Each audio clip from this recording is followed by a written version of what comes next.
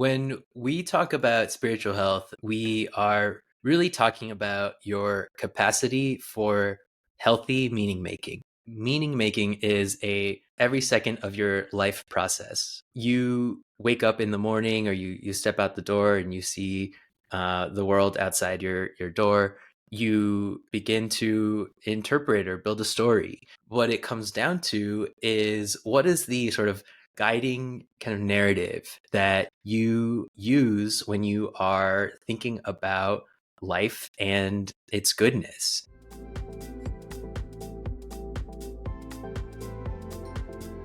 Welcome to the MindTech podcast, where we dive deep into the unsolved problems in mental health with the people building technology to solve them, including founders, investors, and experts in technology for the mind. I'm Manu, your host, and today's guest is Danny Sanchez, who used to work at Facebook but now dedicates his best efforts towards building the world's first spiritual health platform as the founder and CEO of The Path. Spirituality is often thought of as a mystical philosophy reserved for hippies and fortune tellers. The Path exists to change this and to make spiritual health relevant to us all by helping people work through the deeper questions in life and discover their own beliefs and values. In this day and age, we find it harder and harder to understand our spiritual needs and nurture our spiritual health. When you learn what Danny and his team are up to, you may feel the same way I did, excited for an app that makes spirituality practical in the modern world. What makes it even more interesting is the technology behind it. The Path measures the impact that our spiritual health has on our lives. To learn how spirituality can be made so clear through data, let's get into it. Hey Danny, it's great to have you with us today. How are you? Hey Manu, great to be here. Thank you. Awesome. So I've very much enjoyed learning all about The Path and you building the world's first spiritual health platform. But in your own words, could you tell us, what is The Path? Yeah, so the Path is a platform for beliefs and values. We are building a centralized place where people can come and explore different ideas about the life's big questions, like about meaning, purpose, and how the universe works, and build answers to those questions for themselves using a combination of insights from the world's traditions as well as from some of the latest in psychology. Wonderful. What led you to making something like this? What's driving you, and what was the inspiration that's brought you here? Yeah, I thank you for asking. I've always been in the technology industry in my career. So in my last role before I started building this, I was the VP of growth marketing at a direct-to-consumer company called Nutrafol.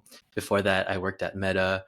So, I've really seen how technology is so powerful in our lives. And over that time, I've really been eager to build something that could use all of that power to have a positive impact on people's lives. So it was really a matter of, okay, well, what is that thing? And so throughout my 20s, I was having this like really great career, and I was learning all these great things about how to build and how to lead. Uh, and things were really good in my career, but in my personal life, I was struggling as are many people. I struggled with an anxiety disorder. I struggled with depression, things that were related to my sexual identity and to coming out. So, I went to therapy. I learned really important skills, rational thought processing, mindfulness, self-acceptance. And also, I sought the support of a church community.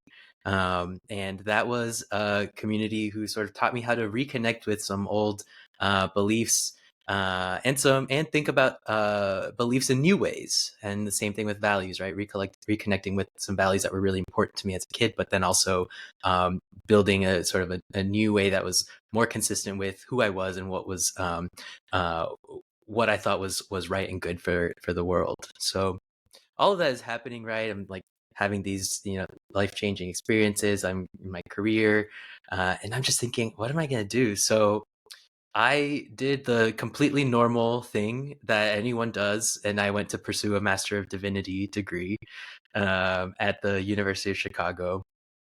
So I'll explain a little bit about that. Master of Divinity, it's a pre-professional program for religious ministry in any religion or tradition.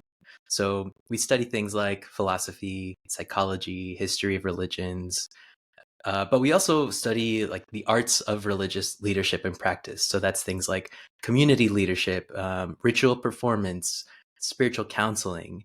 So I was really eager, and so eager that I went into grad school for it, to really combine all of these things, right? The things that had been transformational in my life, the skills that I had learned in my career, and to really build something that is new and different and solving um, something that I know was important for me, but that I know a lot of people are struggling with in their own lives. And so I really, through that time in grad school, was always kind of thinking, okay, what is the way that technology can proliferate these ideas that are so life giving and have such a rich history, and how can we do that in a way that is just more consistent with the way people think about things today, that's more consistent with people's lifestyles today, and that is scalable, so that we can use some of these tools to build something that can really help people in their mental and spiritual well-being. Wonderful. It makes total sense connecting the dots, looking backwards, how you paired up your um, experience and skills in technology to serving a need that you felt yourself, um, that you benefited from, your spiritual health. And in healthcare, there's a lot of um, awareness, there's a lot of activity in physical health and growing activity in mental health. And spiritual health is still the most vague aspect, but it has huge potential, right? It's, one of the things we always hear in mental health in particular is connection is so important to recovery and to feeling a strong sense of self-worth. And of course we can have that in our social relationships, but being able to develop connection through spirituality, whether that be to one god or another, or whether that be through connecting with nature in a very meditative state, everyone has their own way of doing it, but we don't quite have the guidance on how to develop that practice and develop spiritual health for ourselves. So it's wonderful to hear that the path is able to take on that responsibility and fill that gap in spiritual health. Specifically within spiritual health, what do you think are the problems that you're trying to address? Where are the unmet needs, and how are you kind of filling in and addressing those needs? Yeah, so you're absolutely right that it is sort of an undefined area, and that's really one of the things that we're trying to do, is bring some structure to it to help people discern between the kinds of beliefs and values that are helpful for living a good life, and the kinds of things that are hurtful. And we are building this really in the context of some much larger uh, trends that are happening in mental health, like you mentioned. In the US and lots of countries around the world, we are really in the middle of a number of interrelated mental health epidemics, right? We have anxiety and depression rates that are really high, especially among younger people. Suicidality is also on the rise. So is drug addiction. And if you take a step back and kind of think about what's behind all this, you kind of come to this. Well, I actually understand why a lot of us are having some of these experiences, we are in this global context that is just changing so rapidly and so dramatically. So there's technological changes at breakneck speeds like we've never seen. There's changes in culture and society. Longstanding public and private institutions are starting to be questioned. And with religion, of course, where is a really big one where we're seeing a lot of changes. People are disaffiliating from organized religion at extremely rapid rates in the US and Europe and in other places around the world too. So all of this together, right? The mental health issues, the changing or the challenges in culture and society, we view these as symptoms of a sort of more general type of crisis. And we think about it as a crisis of meaning. So, Mm. what we're trying to do then is to equip people with tools from a wide diversity of sources: psychology, philosophy, the world religions, tools that will help them create meaning in their lives, and not just any meaning, but positive and healthy meaning. And um, that is something that a lot of uh, religions can do, um, or a lot of different sort of worldviews can do, but they can also create sometimes uh, hurtful meaning or meaning that is counterproductive to living a good life. So a lot of what we're doing is finding frameworks that will enable people to build healthy and positive meaning and to do so on their own terms. Whether that's through the lens of religion that they currently practice, or maybe a worldview that they were raised in, or really by starting from scratch and saying, you know what, I'm going to exercise my human agency here, and I'm going to build my own beliefs and values without a lot of the baggage or the strings that tends to come with organized religious practice. That is so important in resolving or in giving people the tools to address the crisis of meaning, to confront the changes that we're experiencing in our lives and in society at large, and they are also protective mechanisms to support people with mental illnesses such as anxiety or depression. Absolutely.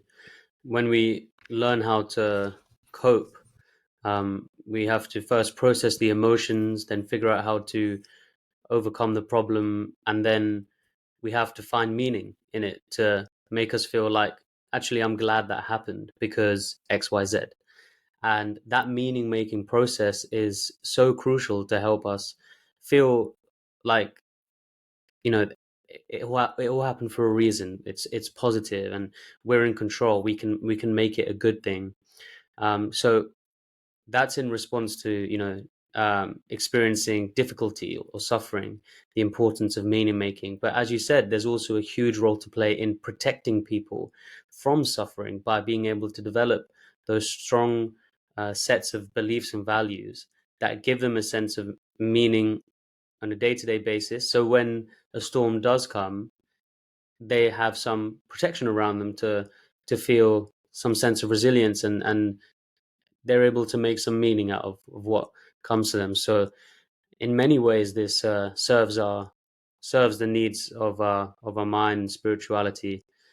I think in particular, the the service of connecting people with a higher power I've seen has been incredibly useful in people suffering from addictions, because there's been a lot of discussion around how people who suffer from addictions are doing so because they feel disconnected from ordinary life, and they don't derive very much fulfillment from ordinary things, and so they tend to find that fulfillment and relief in addictive substances. And one of the greatest antidotes to that is not just connection, but a connection with a higher power. And there's a reason why AA meetings, for example, they're very much led by the church. And um, these, it really gives people a sense of, even if I, you know, I struggle to rely on anyone around me, I can rely on my own sets of beliefs and values of what life means to me and perhaps a higher power as well. So, definitely some aspects of recovery that are very crucial that aren't being very well guided right now. I see the path as being able to deliver on, which is absolutely wonderful. Who, in your eyes, do you see as the real target audience for something like this? Yeah. So, I'll just respond to your comment about Hmm.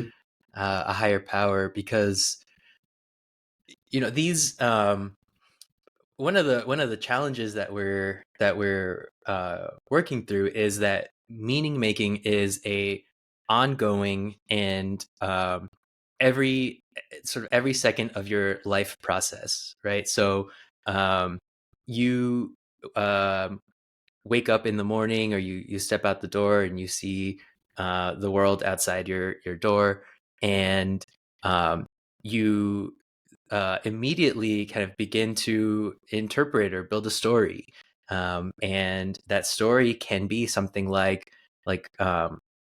wow, this city that I live in is so cool. I am amazed at the things that humanity can do, at the technology we've built. Look at the beauty around me. Life is this sort of um, amazing and kind of fantastic place to be. Or you can have a different story. You can have a story that's, wow, great, another great day. Look at how dirty my city is. Look at all the problems that we have systemically in society or in the world. And that this is not to say that there isn't a truth to both of those perspectives, but what it comes down to is, what is the sort of um, the guiding kind of narrative that you use when you are thinking about life and its goodness. It's important to, I think it's a real skill actually to be able to sort of observe the reality of things, and to see that we live in some broken conditions, but then also to be able to say, I choose to believe in a better future. I choose to believe Mm. that there is goodness unfolding. I choose to explore the kind of the magic or the wonder that is around me. And that's a lot of really what we're trying to do. If I could, take your listeners away with one word, it's really choice is so powerful when it comes to belief and values. And today, in context of globalization, in the context of exposure to all these different ideas that we have from the different world religions, from philosophy, from history, we have so many choices for what are the kind of like the central framing beliefs and ideas and values that organize or that govern the way we think about life around us and the world in general. And so to some extent, we all do meaning making, right? This Mm. is a kind of a fundamentally human process. At the same time, we are focused on a specific audience, and that's for a reason. So in the last few years, or let's say in the last like couple of decades, in the U.S. especially, but also in other parts of the world, there has been this growing kind of identity group of people who identify as spiritual but not religious. So right now, the last study I saw said that actually 1 in 3 Americans today self-identifies as spiritual but not religious. And what that means, it means a lot of different things to different people, but it's people who explore um, meaning making, who explore spiritual seeking, or transcendental exploration uh, outside of, or in a kind of a hybrid approach with the structures that established religions have to offer. So it's a really fast growing population, actually. And we expect actually that in the next 50 years, the non-religious population in the United States will be higher than the religious population. So we're really building for a future where the nature of religious and spiritual practice, religious and spiritual identity is really fundamentally different from how we've seen it in in the past couple of decades. So, the let's see, there is, on the other hand, a long-term trajectory that we're trying to build for. Yes, the 1 in 3 Americans who are spiritual but not religious, who don't have maybe a um, place to call home in terms of support for building their beliefs and values, in terms of even community, a way to connect with other people who are seeking or asking some of the same questions. That's where our focus is, because they are such an underserved population from the perspective of morals, beliefs, and values. But really, in the long term, we would hope to support anyone who feels like they need the support, not just of a religious or spiritual teacher, but also something that is rooted in evidence and data. Um, Mm. the Pew Center is a really important think tank here in the US. They just reported that last year, 80% of Americans identify as spiritual or religious. So that's eight in 10 people, right? So I think about this in these terms a lot. I'm walking down the street, and 8 of the whatever 10 people are seeking in some way answers to big questions, seeking tools for how to cope with the kinds of existential pain that we all feel. It's not, spirituality is often treated as this sort of fringe thing, or as sort of that it's woo, and it can be, I'll be honest, it definitely can. But it's also just sort of a fundamental human seeking that we all have. And so for anyone who finds himself in this place of, I'm really trying to establish for myself some core principles that can help me move through life on my own terms, that's the person that we're trying to support. Brilliant. It's very refreshing to hear someone who has a set of religious beliefs, Christianity.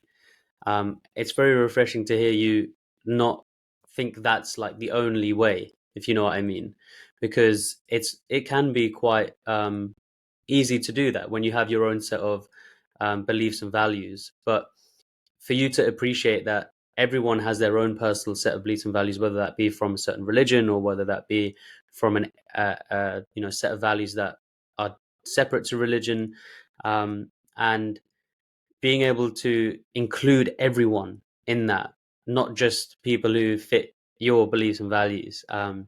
That's a wonderful thing, especially because you've found so much benefit from the beliefs and values of Christianity. Yet, I think what you've come to the conclusion of is that it's the main thing is just having a set of beliefs and values, and how those beliefs affect our day-to-day life, the story we tell ourselves, and how that affects the quality of our life, really. So, um, Absolutely. yeah, yes. Go on. I'll add to that, or respond to Mm. that, because this is sort of I'm going to let you in on an industry secret, let's call it, of the among clergy, ordained people, religious leaders. So many of us seek spiritual guidance from people outside of the tradition that we practice. So, to give you an example, the director of my program in divinity school, she was a Christian pastor for a majority of her career before she went into teaching. And as a pastor, you don't go to church, you put on church, right? You it's your job, right? Every Sunday you come and you lead people through rituals, you help people make sense of things through preaching and things like that. But she was like, okay, well, I need that. I need someone to give me that too.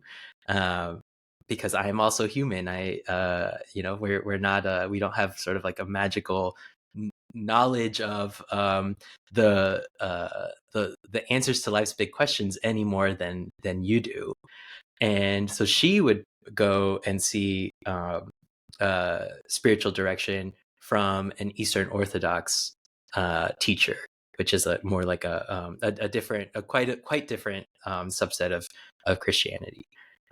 There are plenty of priests who work with rabbis as their spiritual directors. Spiritual direction is kind of this idea of you work with someone in a one-on-one capacity, and you explore these things on your own. Um, and it's really a gift and a beneficial in your growth as a human being, to be able to learn from someone who has a different perspective from your own. So you said, it's surprising that you're facilitating, that I'm facilitating, a lot of different perspectives, even while I hold my own. And I mean, I really believe that uh, at the most fundamental kind of expression of human agency is the way we tell stories about what happens to us and about the way the world around us works. And it's not for me to tell people what to believe. Really, I don't believe it's for anyone to tell people what to believe. It's for all of us to do that exploration on our own and to come to those answers ourselves.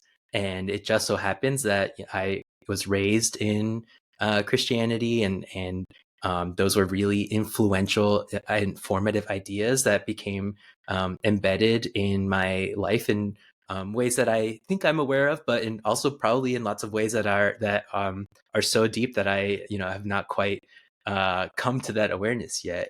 But other people don't. Other people have different experiences, and for them, they will need a different set of beliefs, practices, rituals, and so I want to support them in their own, their own path, their own walk up the mountain.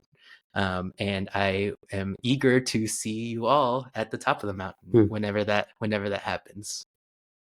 Absolutely. And I guess what you're saying is we are lacking a clear path, right, to finding our own route up that mountain, and we're lacking the tools to figure it out on our own. So what will the path be able to offer by way of tools for people to discover their own sense of spirituality? Yeah, and so this is really the what I think is most sort of unique or different about how we are building. But I really think it's the unmet need of the time. And the catchphrase for it is that this is unbundled spiritual teaching. So and what we mean by that is that's unbundling is clearly it's a reference to broadcast and the streaming industry, right? So we think back to a decade or two ago during the early days of streaming, and even before that, all of our TV media would come to us in bundles, and so we would have to buy these packages of TV channels, and you probably only watched like 3 or 4 of them, but the cable company made you buy 120 channels, and it was all things that you didn't want. But of course, they make more money that way. And so there are, to be completely honest, there are some similarities to the way that organized religion presents itself outwardly. There comes a specific set of doctrines, right? So when you are inducted into a religion or a religious community, there's sort of a list of hey, here's our beliefs, here's our values, here's our priorities. There's a specific community of people, right, that you are now that you now belong to. There's a specific set of rituals for how you express the beliefs and the values that are that hold you all together. So there's a lot of commitments really that comes with it, and I think this is not to say that those are bad or that those are not effective, because I've had great experience with it. I've also had some not so great experiences with it. But really, what's different today is that we have all been exposed to all these different ideas from all around the world, and even in larger cities, especially where we are, sometimes neighbors with people who were raised in totally different ways, who were raised in a different religion.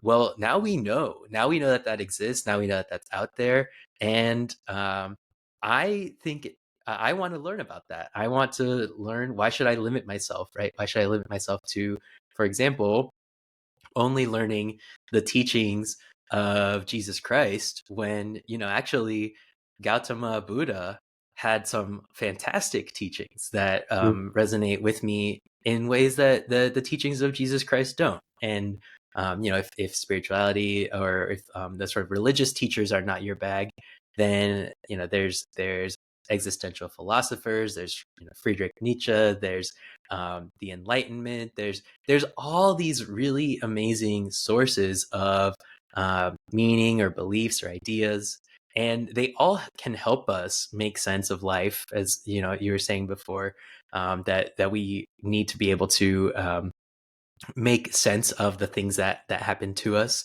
And so what we're doing is offering um, the teachings of different religions unbundled from themselves, offering the practices unbundled. So if somebody wants to build a their own journey that includes teachings that are primarily from um, uh, secular humanists, but they also want to practice prayer, and they also want to read scriptures from more sort of like Eastern traditions, to use air quotes. Then we facilitate that. We sort of take those inputs. The user kind of selects them, and this is in a more nitty gritty way, and we produce a program that incorporates a lot of these different elements based on the kinds of things that they're trying to work on at the time. So it's a mixture of ancient and modern spiritual exercises from philosophers, religious people, various sources, and bringing those tools from all of these different types of traditions and wisdoms onto one platform and tailoring it according to an assessment or a sort of understanding of the user, so that they can then learn how to cope and thrive and make sense of the world around them. Okay, so that I think that's the kind of thing that it sounds fantastic, and I can't wait to try it out and see what it's like, because being able to have the wealth of the world's traditions and wisdom in your pocket and made relevant to you when you need it most, that would be absolutely wonderful. So yeah, I can't wait to see how that actually looks. Even just from a philosophical perspective, um, I can really see how, yeah, you really don't have to identify as religious at all to benefit from the wisdom that comes through these spiritual teachings. It kind of broadens my idea of what spiritual health really means, because when we think of health, of course, we think of illness. And I wonder what do you and your team at the Path think of spiritual health? How do you define it, and how does that guide the way you approach addressing it? Yeah. So when we talk about spiritual health, we are really talking about your capacity for healthy meaning making. So, if you mentioned that in healthcare, there's a lot of attention to obviously your physical health, and now that we're kind of expanding into mental health, and I really think that the thinking about spiritual health as like a muscle, or kind of comparing it Mm, in those terms, is a really helpful way to think about it. So um, it's think of spirituality, or if you don't like that word, which I know a lot of people kind of are put off by it, maybe we can think about it more as like your existential health, your existential well-being. Think of it as um, the muscle that flexes your meaning making capacity. So this muscle, right, is the one that is kind of constantly connecting the dots between things that are happening in your life. It's the muscle that explains to you why things happen. It's the muscle that helps you turn an adversity into a gift, right? And so all of that requires skill. It requires a capacity, and you have to exercise it regularly mm, in order for it to function properly. You have to feed it healthy ideas, right? Like you have to feed your body healthy food. You also have to feed your mind healthy ideas, and you have to right, feed your, let's call it your soul, or however you want to conceptualize it. Um, you want to feed that with the kinds of things that help you stay oriented towards goodness, towards the the inherent goodness of life, the inherent goodness of the world around you. Because if you start to think that everything is breaking apart, if you start to think that everything is evil, or everything is out to get you, then life becomes dark and gray. And why believe that when there are so many great alternatives to ways to tell the story of your life? So, spiritual health, it's how well do your beliefs and your values support healthy meaning making in areas like your sense of self? How well does it orient you into pro-social behaviors and attitudes? How well does it um, fuel your will to live, your will to keep on going, even though the reality of suffering is very much true in our lives and in the world all around us. Um, so we think about spiritual health in is as your meaning making in the four domains of sense making. So that is sort of consent. You can think of it as concentric circles. At the uh, at the nearest, it's your sense of self. It's uh, who am I? What are the many sides of me? What do I love about myself? What is inherent within me versus what is things that I built or was nurtured into? Then you step out a little bit, and it's the health of your connection to others. So are you in relationships uh, that are life giving? Are you in? Do you have in, let's say, an identity group that you commiserate with? Do you have community in a larger sense of not just the people that you talk to, but community in the sense of, oh, these are my people? Do you have maybe a sense of connection with humanity, right? Do you have a love for the other beings on this planet who happen to share some really similar physical features? Then we go into the third level. So the third level is connection with nature. So do you have a healthy connection with the planet? Do you have a sense of do you value the environment? Do you value its resources? Do you experience nature as magical, or as a gift? Or do you have maybe a less healthy relationship with nature, where it's more of an extractive relationship? Maybe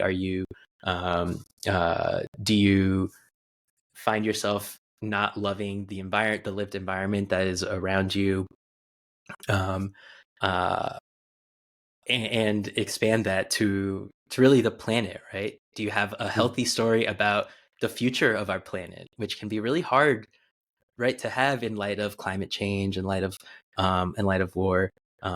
So that's an important area of connection to cultivate as well. And then the last one is sort of a transcendent connection. Do you have a healthy relationship with um, the mystery that is out there? Do you have a healthy connection with, if not God or a higher power, with some kind of sense of, I am a part of this big thing, and I can't describe it, but I feel, let's say, maybe at peace with whatever is out there. Feel at peace with the mystery that is um, the cosmos. Mm. So all of these, right? So all of these are levels of connection, and all of these are levels of meaning making that kind of come into our lives at different ways and different times. And so having a healthy outlook would be having a connection with these things in a way that helps you tell stories about you, about your life, about the life of the planet and in the world, in a way that makes you want to live more, makes you want to keep going, makes you excited about what might happen tomorrow, even through the suffering, even through the hard things. Wonderful. That sounds very relevant to any human being, not just those who felt they were inclined to religion or traditional sense of spirituality. So I think not only will you be giving tools to people who are already looking for something like this, but you'll also be moving the needle in people's minds of how they should be thinking about things like this, finding the meaning, um, about themselves, with others, with the world, and then with the mystery of the cosmos around them, and making that also centered around them, not making them feel like they're having any ideology um, thrown upon them and shoved on them, but giving them the space to develop those own beliefs for themselves. Um, that sounds very open minded for sure. And these beliefs, the way they affect our lives, they must produce outcomes that we are then able to have as tangibles rather than the um, just the kind of idea of things. So, what are the kind of outcomes of spirituality that the path is going to be keeping a track of and keeping, helping people monitor progress in? Yeah, so this is like the most kind of I keep saying this is the most exciting part, but they really are all exciting parts. You know, to go back to this spiritual muscle idea. So if you are building that muscle well, right, then there are going to be some indicators of that. You're going to have a zest for life. You're going to have a strong love for yourself, even through your flaws. You're going to be motivated to care about others, to care about the planet. You're going to believe in your inner resources, your capacity to weather the storm. You're going to trust that God is taking care of you, even through the challenges. On the other hand, if maybe your spiritual muscle is a little bit weaker or underdeveloped, you might find yourself thinking sort of nihilistically, feeling that life is kind of meaningless or pointless or dull, gray. Um, the I think talking or going back to like climate change or war, those are some really salient ones for really everyone right now because they're just in the news so often. And what I'm not saying is, oh, you should just ignore them. Or I'm not saying, oh, like if you just think about it differently, then those things will go away. Definitely not. But this is really about what is the kind of the story that you use, that you come back to help you say, you know what, even though um, human caused climate change is a fact. And even though we have had a harmful effect on our planets, I still believe in the human spirit, or I still believe in Mother Nature's capacity to recover, or I still believe that God is moving and is going to heal our planet. These, right? So all of those are potentially different coping meaning systems that you can use to say, you know what, life is worth continuing to live and continuing to enjoy, even through some of these crises that are going on. So those are like the outcomes that we think of in terms of like indicators, right? These are the outcomes that if you have a healthy sense of spirituality, then you probably can do some of this, do some of that meaning making yourself. But then there's also sort of more direct measurement, and this is the thing that is super interesting, and where the technology piece of this really is so crucial, because really the spiritual health is not an idea that we invented. Believe it or not, spiritual health is actually a really uh, uh, lively discourse, and it's a entire sort of robust academic literature. So what's cool about this also is that it's really interdisciplinary. So there's a lot of people who are studying spiritual health from different angles. You'll see it mentioned in medical journals, psychology, philosophy. So a lot of people are really thinking about this, and we really are trying to synthesize what the professionals are saying and researching and measuring, and apply it to the technology that we're building. So to talk about what exists in terms of like how spiritual health is measured or observed today, really the most important place where this is happening is in hospitals. So because you work in healthcare, you probably know what a chaplain is. But for those who might not know, so a chaplain is a minister or a spiritual counselor, and they work in an institution, mostly hospitals, but also things like universities, prisons, and other sort of institutions like that. And chaplains do this line of work called spirit for people who are in the hospital or in the institution. So chaplains might come around and they might say, "Hi, I'm the chaplain. Is there anything that's on your mind that you'd like to talk about?" And they will help you work through whatever it is, without any preconceived biases, or without bringing in their own belief system. So a chaplain will offer spiritual care to someone regardless of whatever beliefs they have or don't have. Actually, one of our co-founders, Sean, he's a chaplain at one of the hospitals here in Chicago.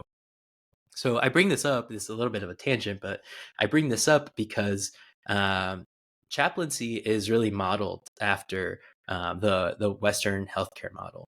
So a lot of the things that, even to go back to the muscle metaphor, a lot of the things that a doctor or a medical department does in a hospital, there is like a chaplain or spiritual equivalent of. So for example, triage, exactly in the same way that there is medical triage, there is also spiritual triage, where chaplains will determine the extent of a patient's existential or spiritual pain, and they will prioritize different patients according to the needs. So triage, spiritual health assessment are practices that are already happening, because in hospitals, the hospital wants to know, is chaplaincy effective for the patient? Is it having a positive impact on their experience? Does the patient, feel like they are treated like a human being, which can be tricky actually a lot of times in especially like a really big hospital where you're just sort of like one of the people coming through of the many hundreds of people that they might be serving on any given day. So spiritual health measurement is one of the things that is being developed right now in order to make some of those decisions. And so we use specifically to get into the nuts and bolts of it in our platform or in our prototype. We used a model called Shalom, which stands for Spiritual Health and Life Outlook Model. And it's really a sort of a psychological, subjective well-being model. You ask someone questions like, what is important to you in spirituality? Is God important to you, or is inner peace more important to you? And then sort of we come back to that person and say, okay, well, if connection to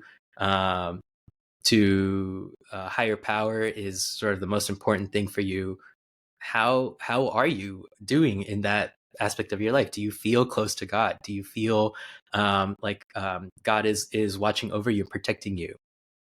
And then from there, well, that person says, actually, like, why? And this is some of the hardest things that someone might deal with. But the person might say, well, why is God punishing me, or why would God let this happen to me? Right. And so that's some of the lowest lows that someone can find themselves in if that is an important part of their belief system. And so through the assessment process, through that conversation with the chaplain, and through even some quantifying of some of these things, we can understand how well is this person connected to God right now? How effective is this person's sense of connection to other human beings right now? Or how effective is their love of the environment? Right. So again, in the 4 domains, we have measurement across all of them. And that is a way to that's more of like your tracking, right? It's like, well, some days, you're like, oh man, life is so great, like I this was such a blessing to me, and like I really feel like I have the wind in my sails. And so your sense of connection is probably higher, right? But then when you've got some harder days, or some things that don't make sense happen to you, you might be like, oh, like it's really hard for me right now to trust that that Mother Earth can take care of herself when I just read this piece of this hard thing in the news. And so that is more of like the direct measurement as compared to like the indicators. So that's kind of what we're doing. It's sort of like a MyFitnessPal, or like a other kind of exercise tracker, right, where you can kind of measure your progress as you go. It's not to say that you always have to be at 100, right? In fact, that's impossible. But it's an important exercise to be able to check in and say, hey, how am I right now in some of the most important fundamentals of how I think about life? And maybe if you are struggling, then it's like, okay, that's all right. That's actually what this is all for. What are maybe some tools that we can use right now to move through the motions of grief, or to process some difficult news, or whatever it might be, so that we can help you get to ultimately a place where you have some kind of positive meaning making about whatever is going on in your life right now. Absolutely. Well, it's brilliant to hear the tech side of spirituality. I don't think many times in human history have those two words gone in the same sentence, but here with the path, really bringing those two things together, as you mentioned at the beginning, harnessing the power of technology to give insight into one's spiritual health, help them foster that. And with all those data analytics, you're able to then tailor what you provide them and give them that greater understanding over time, which is just wonderful. I wonder, of course, fitting into the hospital, or whichever system has a chaplain, that makes sense right now. What other ideas do you have regarding the business model? Is this something that you'd like to make available to everyone everywhere, or are there other ways that you're hoping to get this in the hands of people whilst also being able to sustain your business? Yeah, so that is actually a one of the things that we're focused on building right now. So our prototype was really about the building blocks of the spiritual component. Is what we're saying. Does it make sense to people? What is the content accessible? Does the assessment kind of work? Does it truly reflect your how you think about things? And as we move into V2, so a little bit of context, our prototype, we tested it in the fall. And we have, for now, uh, put it on pause while we build our sort of a more formal product. And yeah, of course, one of the things that we need to do this time is think about, okay, well, what is the worth of this? What is the value of this to people? And money is one expression of worth, right? But it's not the only expression of worth. So we're always trying to keep that perspective because we don't want this to be a that we are capitalizing on religious wisdom. We don't want this to be we are taking away money from churches kind of product. We want this to be something that enhances people's lives in support of whatever they're doing in today uh, to stay mentally and spiritually healthy, whether that's going to psychotherapy, whether that's going to a religious community, or some other kind of practice.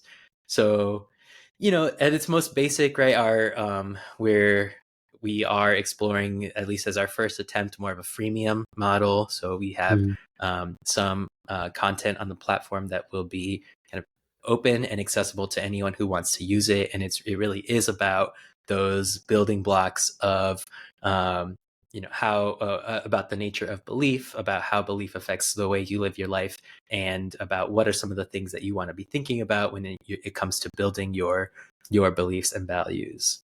Where the paid option comes in is in adding some more expanded content. So being able to go deeper into different kinds of insights, being able to cultivate your, or rather, sorry, being able to build your own journeys. So this, we call them journeys that include practices and learnings.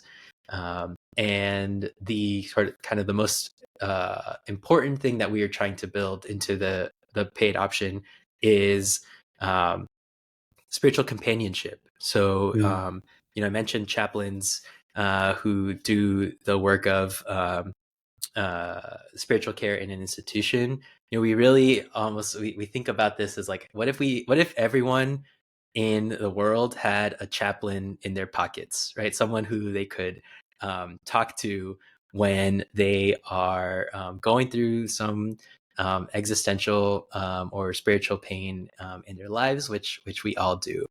And so we are also thinking about, okay, what is the business model that can include connection with with another human being, right? I think that's a really important part of this.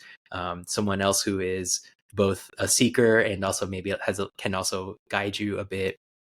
What is the nature of that relationship? So is it like text based? Are you just kind of chatting over time regularly, or do you have maybe more like one-on-one counseling sessions? Is there is this a one-on-one modality or group modality?